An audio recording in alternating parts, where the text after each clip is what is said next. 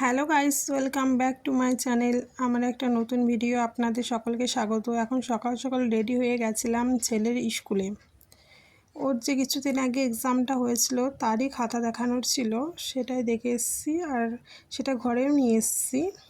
আর এখন মা ছেলে দুজনে মিলে চলে গেছিলাম আমার ছেলেকে 5 বছরের যে টিকাটা লাগানো হয় সেটার জন্য।